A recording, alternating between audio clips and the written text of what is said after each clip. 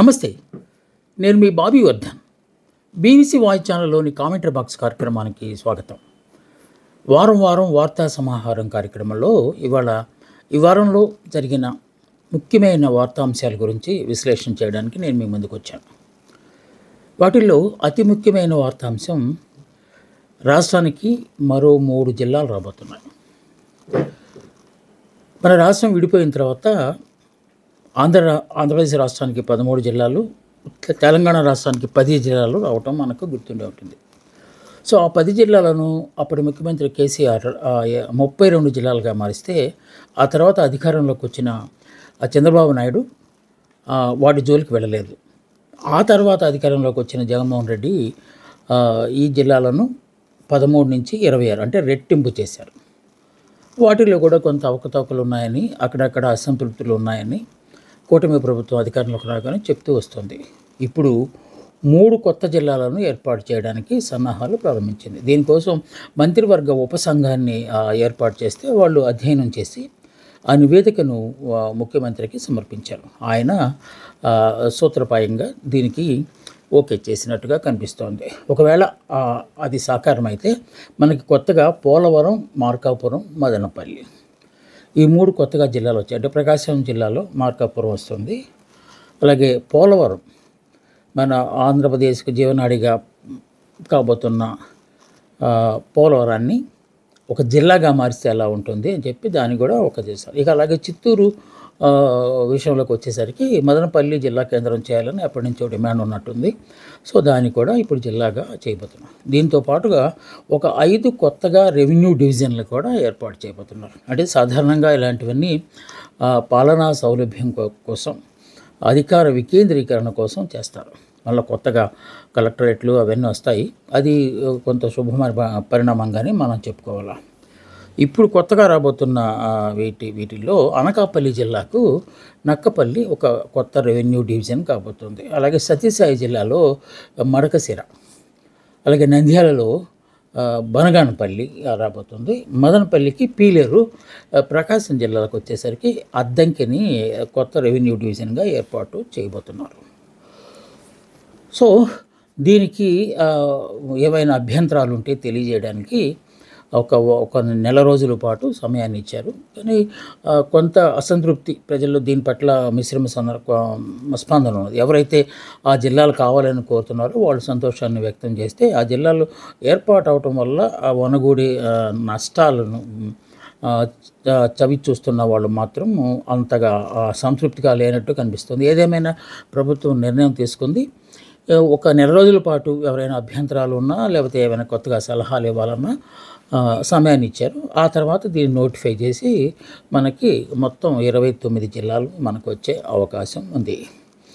కాకుంటే వీటితో పాటు 3 కొత్త జిల్లాలు, ఒక 5 కొత్త రెవెన్యూ డివిజన్లతో పాటుగా కొన్ని మండలాలను అటు ఇటు సర్దారు. ఎక్కడైతే అసంతృప్తి ఉందో వాళ్ళను సంతృప్తిపరచడం కోసం కొన్ని మండలాలను ఈ కొత్త రెవెన్యూ డివిజన్లలో కూడా మార్చినట్టుగా కనిపిస్తుంది. అంటే దీన్ని బట్టి జియోగ్రఫికల్గా ఆంధ్రప్రదేశ్ రాష్ట్రంలో కొత్తగా 3 జిల్లాలు, ఆ 3 జిల్లాల అనుబంధంగా ఒక 5 రెవెన్యూ డివిజన్లు, మండలాలు అటు ఇటు మారే ఆస్కారం కూడా ఉంది. చూద్దాం దీని పట్ల ప్రజలు ఎలాంటి అభ్యంతరాలు వ్యక్తం చేస్తారో, ఒకవేళ ఎలాంటి సూచనలు చేస్తారో అనే దానికి ప్రభుత్వం వేచి చూస్తోంది. ఈ డిసెంబర్లోగా ఇదంతా కంప్లీట్ అయిపోయి నోటిఫికేషన్ వస్తే బాగుంటుందనేది కూటమి ప్రభుత్వం ఆలోచన. ముఖ్యంగా ముఖ్యమంత్రి చంద్రబాబు నాయుడు గారు దీని పట్ల చాలా విశ్వాసంతో ఉన్నారు. ఇది ఒక ప్రధానమైన వార్తగా ఏర్పడింది, ప్రజల్ని ఎక్కువగా ఆకర్షించింది. ఇక రెండో అంశం విషయానికి వచ్చేసరికి, మన రాష్ట్రంలో అమరావతికి మరిన్ని భూములు కావాలని చెప్పి చంద్రబాబు నాయుడు చేసిన ప్రకటన ఒకంత ఆశ్చర్యాన్ని కలిగించింది విపక్షాలకు, అలాగే వామపక్షాలకు. ప్రపంచం మొత్తం అమరావతి వైపు ఎదురు చూస్తోందని, కొత్త కంపెనీలు క్యూ కొడుతున్నాయని, అందువల్ల ఇప్పుడున్న 50,000 ప్లస్ ఎకరాల భూమి సరిపోయేలాగా లేదు, మరో 16,600 ఎకరాలు కావాల్సి ఉంటుంది అని చెప్పి చంద్రబాబు నాయుడు గారు అంటున్నారు. ముఖ్యంగా కూటమి ప్రభుత్వం ఆ వైపుగా అడుగులు వేస్తున్నట్టు ఉంది. దీన్ని సపోర్ట్ చేస్తూ మన కేంద్ర ఆర్థిక మంత్రి నిర్మలా సీతారామన్ కూడా ఈ మధ్య అమరావతిలో సందర్శించి ఒక 15-16 బ్యాంకులకు, జాతీయ బ్యాంకులు, ప్రైవేట్ బ్యాంకులకు, అలాగే కొన్ని బీమా సంస్థల తాలూకు భవనాలకు ఆవిడ స్వతప్రాయంగా శంకుస్థాపనలు చేసినట్టుగా కనిపిస్తోంది. వడివడిగా అవి ప్రారంభమైతే అక్కడ కూడా ఆర్థిక స్వావలంబన కూడా ఏర్పడే ఆస్కారం ఉంది. సో ఇవన్నీ చూపెడుతూ కూటమి ప్రభుత్వం మరికొంత భూమి తప్పనిసరిగా అవసరం అవుతున్నారు. ఈ నేపథ్యంలో అమరావతి రైతుల జేఏసీ ముఖ్యమంత్రితో కలిసింది. ముఖ్యమంత్రితో పాటు త్రిసభ్య కమిటీ కూడా ఆ సమావేశంలో పాల్గొన్నారు. ముఖ్యమంత్రితో పాటు అక్కడ ఎమ్మెల్యే శ్రావణ్ కుమార్ గారు, అలాగే మున్సిపల్ శాఖ మంత్రి నారాయణ గారు, అలాగే కేంద్ర మంత్రి కూడా దాంట్లో వర్మ గారు కూడా దాంట్లో పార్టిసిపేట్ చేశారు. ఈ ముగ్గురితో ఏమైనా మాట్లాడాలంటే ఈ ముగ్గురితో మాట్లాడాలని పొలాల అభ్యంతరాలు ఉంటే స్థలాలకు ఈ ముగ్గురితో ఈ త్రిసభ్య కమిటీతో మాట్లాడి ఏమైనా సమస్యలు ఉంటే పరిష్కరించుకోవాలని చెప్పి అక్కడ జేఏసీ కలిసిన వాళ్ళతో ఆయన చెప్పారు. కాకపోతే అక్కడ కొంతమంది రైతులైతే ఇప్పటికే సమీకరించిన 50,000 ఎకరాలకు సంబంధించి రైతులకు ఇంకా కొన్ని సౌకర్యాలు కల్పించాల్సి ఉంది. కొంతమందికి ఇంకా కాంపెన్సేషన్ ఇవ్వలేదు. మళ్ళీ కొత్తగా భూములు అంటే ఏమిటి అని అన్నట్టు తెలుస్తుంది. అయితే అమరావతి ఒకప్పుడు నేను హైదరాబాదును డెవలప్ చేస్తున్నప్పుడు కూడా కొంతమంది అవహేళన చేశారు. ఆ తర్వాత అది ఎంతగా అభివృద్ధి చెందిందో మీకు తెలుసు. అక్కడ ఐటీ సిటీ తీసుకురావడం వల్ల అక్కడ ఎకరం 150 కోట్ల రూపాయలు పలుకుతుంది. ఒకవేళ మీరు కనుక ఈ భూములు ఇవ్వడానికి అంగీకరించకపోతే అమరావతి కేవలం ఒక మున్సిపాలిటీగా మిగిలిపోతుంది. మీకు అది కావాలా, లేకపోతే విశ్వనగరంగా అమరావతి అభివృద్ధి చెందడానికి మీరు సైతం సహాయం చేస్తే ఆ తర్వాత మీ దశ తిరుగుతుంది, కనుక దీని గురించి పునరాలోచించండి అని చెప్తూ రకరకాల జేఏసీలు ఉండటం వల్ల ఏకాభిప్రాయం రావటం లేదు. అందువల్ల మీరంతా ఒకటిగా ఏర్పడి అమరావతి అభివృద్ధి మండలి అనే పేరుతో ఎందుకు ఒకే ఒక జేఏసీని ఏర్పాటు చేయకూడదని కూడా ఆయన సూచనలు చేసినట్టుగా కనిపిస్తోంది. ఏదేమైనా మళ్ళా ఇంకా 16,600 ఎకరాల భూమిని సేకరించే పనిలో కూటమి ప్రభుత్వం ఉంటే, విపక్షాలు మాత్రం ఇప్పటికే ఇంత భూమి ఉంటే ఆ భూమినే సక్రమంగా వినియోగించుకోలేకపోతున్న ప్రభుత్వం మళ్ళా 16,000 ఎకరాలు అనడం మాత్రం కొంత అతిశయోక్తిగా, ఆశ్చర్యంగా ఉందని చెప్పి కొంతమంది మేధావులు అలాగే రైతులు కూడా అభ్యంతరాలు వ్యక్తం చేస్తున్నట్టుగా కనిపిస్తోంది. ఈ రెండో విడత తీసుకోబోతున్న ఈ భూముల విషయంలో కేవలం ఒక 26 గ్రామాల్లోని ప్రజలు మాత్రమే అభ్యంతరాలు తెలుపుతున్నట్టుగా ఉంది.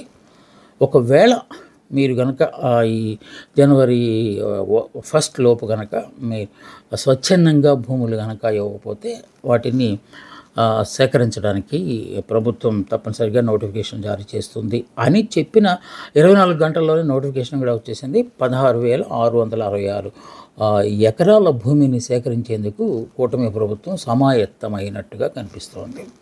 ఎందుకంటే ఎయిర్పోర్ట్ కావచ్చు, లేకపోతే పెద్ద రైల్వే స్టేషన్లు కావచ్చు, ఇప్పుడు ప్రారంభం కాబోతున్న 16-17 తోడు ఇంకా కొన్ని బ్యాంకులు వస్తాయేమో తెలియదు, బీమా సంస్థలు కూడా వచ్చేలా, విద్యా సంస్థలు వస్తాయి. వీటన్నిటికీ సంబంధించి భూమి తప్పనిసరిగా అవసరమవుతుంది. అందువల్లనే మళ్ళా భూసేకరణకు కూటమి ప్రభుత్వం సమాయత్తమవుతున్నట్టుగా చెప్తున్నారు. కేవలం 2,000 మంది రైతులు మాత్రమే దీన్ని అభ్యంతరం చెప్తున్నారంటే దీని వెనక ఏదో మర్మం దాగి ఉందని కూడా కూటమి ప్రభుత్వం అనుమానాలు వ్యక్తం చేస్తోంది. ఈలోపు మన కేంద్ర మంత్రి పెమ్మసాని చంద్రశేఖర్ వర్మ ఉన్నారు. వారు మన అక్కడి ముఖ్యమంత్రి ఎమ్మెల్యే శ్రావణ్ కుమారు, మున్సిపల్ శాఖ మంత్రి నారాయణ గారు, ఈ ముగ్గురు ఆధ్వర్యంలో ఈ త్రిసభ్య కమిటీ రైతులతో చర్చలు జరిపి అంగీకరింపజేయడానికి ప్రయత్నాలు ప్రారంభించినట్టుగా కూడా తెలుస్తోంది. ఈ వార్త కూడా మిశ్రమ స్పందనతో పాటు కొంత ఆశ్చర్యాన్ని కలిగిస్తుంది. ఇదేమో అమరావతికి మంచి రోజులు రాబోతున్నాయని అనే ఒక సూచనలు కూడా ఇస్తున్నట్టుగా తెలుస్తోంది. ఇంకొక ముఖ్యమైన వార్త, ఎక్కువ మంది పాఠకుల్ని ఆకర్షించిన వార్త, ప్రజల మీద ప్రభావం చూపిన వార్త, విశాఖపట్నంకి సంబంధించి డేటా సెంటర్లు ఏర్పాటు చేయడానికి ప్రపంచ దిగ్గజ సంస్థలు క్యూ కడుతున్నట్టుగా ప్రభుత్వం చెప్తూ వస్తుంది. ఇప్పటికే 1 గిగావాట్ సామర్థ్యంతో ఏఐ ఆధారిత డేటా సెంటర్ను ప్రారంభించడానికి గూగుల్తో ఒప్పందం చేసుకుంది ప్రభుత్వం. అలాగే అంతకుముందే అదానీ సంస్థ కూడా డేటా సెంటర్ ప్రారంభించడానికి ముందుకొచ్చింది.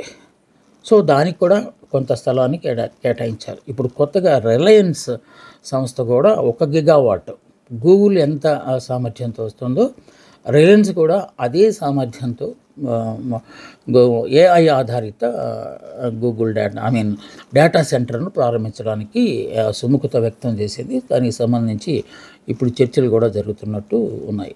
దానికి ఎన్ని ఎకరాలు భూమి అవసరమవుతుందనే దాని మీద కూడా అన్వేషణ మొదలైనట్టుగా కనిపిస్తుంది. సో ఇన్ని డేటా సెంటర్లు ఇప్పటికే సిఫీ కూడా తమ కార్యకలాపాలు ప్రారంభించడానికి సిద్ధమైంది. అలాగే ఎల్ఎన్టీ కూడా ఇంకొక డేటా సెంటర్ను ప్రారంభించడానికి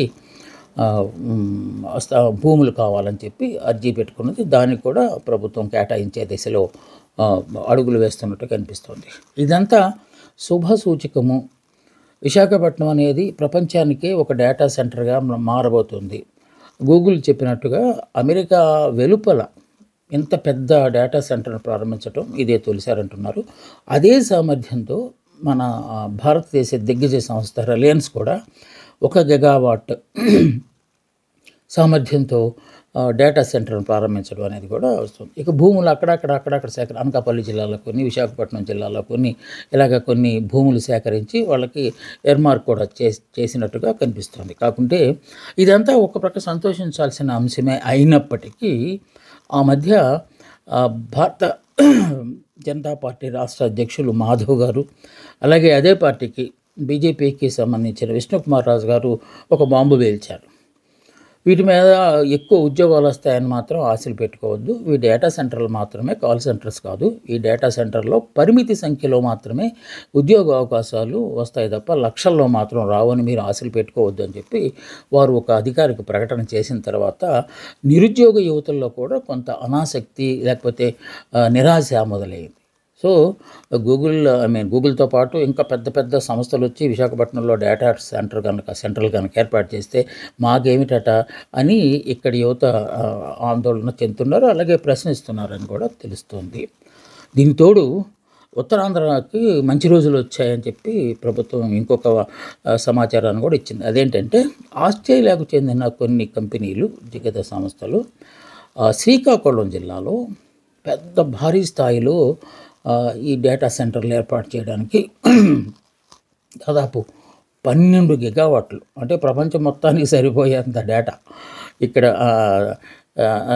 స్టాక్ చేయడానికి, రిజర్వ్ చేయడానికి ఆస్ట్రేలియా నుంచి కంపెనీలు వస్తున్నాయని, అవి ఇప్పుడు చర్చల దశలో ఉన్నాయని, అది కనుక పూర్తిగా ఒక సాకారం కనుక అయితే ఇక్కడ కూడా మళ్ళీ పెద్ద స్థాయిలో, భారీ స్థాయిలో డేటా సెంటర్లు వచ్చే ఆస్కారం ఉంది. మనకు కేవలం విశాఖపట్నం కాకుండా ఉత్తరాంధ్ర అంటే అటు విజయనగరం, శ్రీకాకుళం కూడా ఉన్నాయి కనుక శ్రీకాకుళం ప్రాంతంలో ఖాళీ భూములు ఎక్కువగా ఉన్నాయి కనుక అక్కడ ప్రారంభిస్తామని చెప్పి ఆస్ట్రేలియాకు సంబంధించిన ఇప్పుడు భోగాపురం ఎయిర్పోర్ట్ కనుక మనకు వస్తే అది మొత్తం ప్రపంచంలో ఉన్న చాలా దేశాలకు కనెక్టివిటీ పెరుగుతుంది. సో శ్రీకాకుళం కూడా అందుకే ఆస్ట్రేలియా ప్రభుత్వం ఎంచుకున్నట్టుగా కనిపిస్తుంది. బహుశా అక్కడ నీటి సమస్య ఉండకపోవచ్చు, అలాగే విద్యుత్ వినియోగం కూడా విశాఖపట్నంతో పోలిస్తే తక్కువే కావచ్చు. అందువల్లనే వాళ్ళు శ్రీకాకుళాన్ని ఎంచుకున్నట్టుగా కూడా మనకి కనిపిస్తుంది. ఏమో ఇవన్నీ సాకారం అయితే ఉద్యోగాలు లక్షల్లో వచ్చే సంగతి అటు ఉంచితే విశాఖపట్నం లేకపోతే ఉత్తరాంధ్ర ప్రాంతం ప్రపంచ పటంలో దేదీప్యమానంగా వెలిగిపోయే ఆస్కారం ఉంది. కానీ నీటి ఎద్దడి, విద్యుత్ కొరత రాకుండా చూసుకుంటే మంచిదని కూడా ఇక్కడ మేధావులు, పర్యావరణవేత్తలు సూచనలు చేస్తున్నారు. ఇది కూడా ఈ వారంలో వచ్చిన ఒకనొక ప్రముఖ వార్తగా మనం చెప్పుకోవాలి. ఇంకా గిరిజన ఆశ్రమ పాఠశాలల్లో విద్యార్థులు పడుతున్న అవస్థలకు సంబంధించిన కూడా చాలా పత్రికల్లో వార్తలు వచ్చాయి. సో కలుషిత మంచినీరు తాగటం వల్ల వాళ్ళకు శరీరం సంబంధించి అనేక రుగ్మతలు వస్తున్నాయి. ఒక ప్రక్క పచ్చకామెర్లు, అలాగే డయేరియా లాంటి వ్యాధులతో పిల్లలందరూ ఆసుపత్రులు పాలవుతున్నారు. విశాఖపట్నంలో కేజీహెచ్లో కూడా చాలామంది గిరిజన బాలబాలికలు చేరడం ఆ మధ్యకాలంలో మనం చూసాం. ఇప్పుడు కూడా అదే పరిస్థితి కొనసాగుతూ వస్తుంది. దీని మీద రకరకాల అధ్యయనాలు చేసిన కమిటీలు మాత్రం దానికి ప్రధాన సమస్య నీటి సమస్య అని చెప్తున్నారు. కలుషిత నీటి. అక్కడ విద్యార్థులకు పారిశుద్ధ్యం రక్షిత మంచినీటిని అందించడానికి ఏర్పాటు చేసిన ఆర్వో ప్లాంట్లు ఏదీ పనిచేయట్లేదని, పని చేయకపోయినా కూడా వాడటం వల్ల అది మరింత విషపూరితం అయ్యే అవకాశం ఉందని చెప్పి కొంతమంది శాస్త్రవేత్తలు చెప్తూ ఉన్నారు. అయినప్పటికీ ఎలాంటి చర్యలు తీసుకోకపోవటం పట్ల అక్కడి గిరిజన బాలబాలికలు ఆందోళన. మన రాష్ట్రంలో దాదాపు 550 గిరిజన ఆశ్రమ పాఠశాలలు ఉన్నాయి. ఎక్కువ ప్రైవేటు భవనాల్లో ఉన్నాయి. రకరకాల సమస్యలు. వాటిల్లో ఒకానొక సమస్య అద్దె భవనాల్లో ఉన్నప్పటికీ వాటికి రక్షణ గోడ లేకపోవడం, ప్రహరీ గోడ, కాంపౌండ్ వాల్ లేకపోవడం వల్ల ఆకతాయిలు తరచూ వస్తుండటం కూడా ఈ సమస్యను మరింత తీవ్రతరం చేస్తున్నట్టుగా కనిపిస్తోంది. సాక్షాత్తు గిరిజన మహిళ గుమ్మడి సంధ్యారాణి గారు గిరిజన సంక్షేమ శాఖ మంత్రిగా ఉన్నప్పటికీ ఆవిడకి ఇలాంటి సమస్యలు ఏమి పట్టుకోవట్లేదని చెప్పి గతంలో మంత్రిగా చేసిన వారు, అలాగే గిరిజన సంఘాల నాయకులు కూడా ఆందోళన వ్యక్తం చేస్తున్నారు.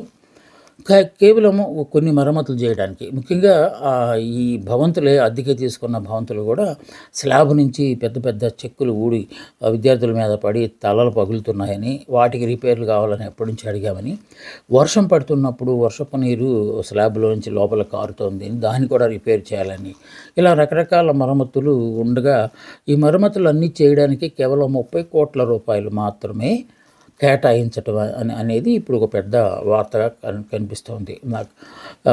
గిరిజన సంక్షేమ శాఖ మంత్రి గుమ్మడి సంధ్యారాణి గారు కూడా ఇంత తక్కువ మొత్తంతో ఈ పనులన్నీ ఎలా చేయించాలని ఆందోళన చెందుతున్నట్టుగా కూడా కనిపిస్తోంది. ఏదేమైనా ఆదివాసీ బిడ్డలకు చదువులు దూరంగా ఉండటం కోసం, చదువుకి వాళ్ళు దూరంగా ఉంటున్నారు కనుక కనీసం ఆశ్రమ పాఠశాలల్లో వాళ్ళకి ప్రవేశాలు కల్పించి, అక్కడే హాస్టల్ వసతి కల్పించి వాళ్ళకి విద్య అందించడం అనేది ఒక లక్ష్యంగా ఈ ఆశ్రమ పాఠశాలలు వచ్చినాయి. ఇంకొక ముఖ్యమైన అంశం ఏంటంటే ప్రతి ఆశ్రమ పాఠశాలకు ఒక ఏఎన్ఎం, ఆయాలు అంటాం కదా, వాళ్ళు సహాయకారులుగా ఉంటారు. ఏదైనా చిన్న చిన్న సమస్యలు వస్తే, ముఖ్యంగా బాలికలకు, అమ్మాయిలకు ఏమైనా సమస్యలు వస్తే వాళ్ళు స్త్రీలకే చెప్పుకుంటారు కనుక దాన్ని కూడా ఆ కోణం నుంచి కూడా ఈ సమస్యను చూస్తూ ఉన్నారు. చాలా ఆశ్రమ పాఠశాలలకు అస్సలు ఏఎన్ఎంలు లేకపోవడం అనేది ఒక సమస్య అయితే, 100-200 మంది విద్యార్థుల చోట ఒకే ఒక వాష్రూమ్ ఉండటం అనేది కూడా పెద్ద సమస్యగా మారిపోయింది. దానికి అందువల్లనే విద్యార్థినులు బయటికి వెళ్లాల్సి వస్తుంది కాలకృత్యాలు తీర్చుకునేందుకు. అక్కడ ప్రమాదాలు జరుగుతున్నాయని కూడా. ఇక విద్యుత్ విషయంలోకి వచ్చేసరికి రాత్రులు చాలా సమయాల్లో పవర్ పోతుందని, మారుమూల ప్రాంతంలో ఉండటం వల్ల అక్కడ కూడా మళ్ళీ భద్రత అనేది ఒక పెద్ద పెను సమస్యగా మారిపోయిందని చెప్పి ఇలా పెద్ద పెద్ద కథనాలు ఈ వారంలో ప్రముఖ వార్తాపత్రికల్లో వచ్చాయి. దీని పట్ల ప్రభుత్వం కూడా దృష్టి సారించాల్సిన అవసరం ఉందని అది ఈ సమస్య వల్ల తెలుస్తోంది. సో చాలా వార్తలు ఈసారి. అలాగే దేశంలో పాకిస్తాన్లో మాజీ అధ్యక్షుడు ఇమ్రాన్ ఖాన్ అసలు బ్రతికున్నారా చనిపోయారా అనే వార్త ఒకటి వచ్చింది.